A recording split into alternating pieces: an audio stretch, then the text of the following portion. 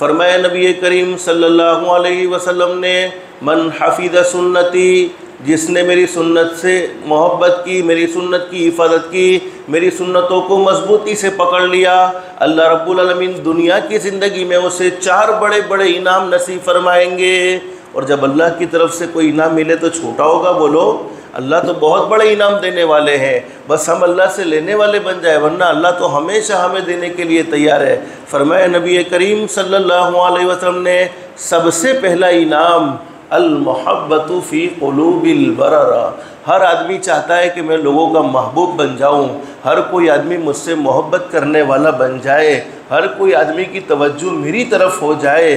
तो हमारे नबी ने फरमाया, जिसने मेरी सुन्नत से मोहब्बत की, ये मैं सुन्नत की अज़मत इसलिए बतला रहा हूँ कि कुरान करीम को समझने के लिए भी हज़रत नबी करीम सल्लल्लाहु अलैहि वसल्लम की सुन्नत का पाबंद होना ज़रूरी है, सुन्नत का एहतमाम हमारी ज़िंदगियों में होना ज़रूरी है। तो फरमाया, सबसे पहला इनाम अल मोहब्बतु फ़ी क़ुलूबिल बररा, नेक लोगों के दिलों में, अल्लाह के नेक बंदे जिनसे लोग मोहब्बत करते हैं, कोई मोहब्बत करने के वो किसी को पैसे नहीं देते हैं, अल्लाह पाक खुद ब खुद मोहब्बत लोगों के दिलों में डाल देता है। कोई भी आदमी हो जिसकी ज़िंदगी शरीयत और सुन्नत के मुआफिक होती है, लोगों के दिलों में अल्लाह पाक मोहब्बत ऑटोमेटिक दाखिल फरमा देते हैं। और बुखारी शरीफ में हदीस मौजूद है, हमारे नबी हज़रत मोहम्मदुर रसूलुल्लाह सल्लल्लाहु अलैहि वसल्लम ने इरशाद फरमाया, अल्लाह रब्बुल आलमीन जिस बंदे से मोहब्बत करते हैं, जिब्रील अमीन अलैहिस्सलातु वस्सलाम, फ़रिश्ते के सरदार जिब्रील अमीन अलैहिस्सलातु वस्सलाम से फरमाते हैं, मैं फ़लाने बंदे से मोहब्बत करता हूँ, जिब्रील तुम भी उससे मोहब्बत करो। जिब्रील अमीन अलैहिस्सलातु वस्सलाम उस बंदे से मोहब्बत करने लगते हैं।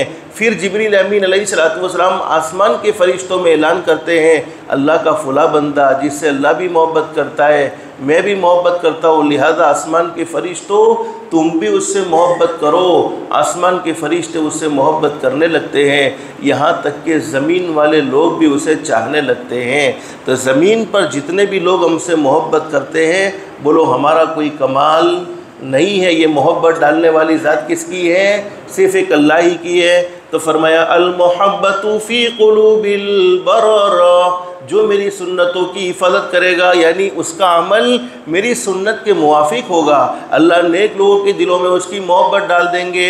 वल हैबतु फ़ी क़ुलूबिल फ़जर, फासिक व फाजिर, गुनहगार आदमी जो अल्लाह को नाराज़ करने वाला है, उसके दिल में अल्लाह पाक रौब डाल देंगे।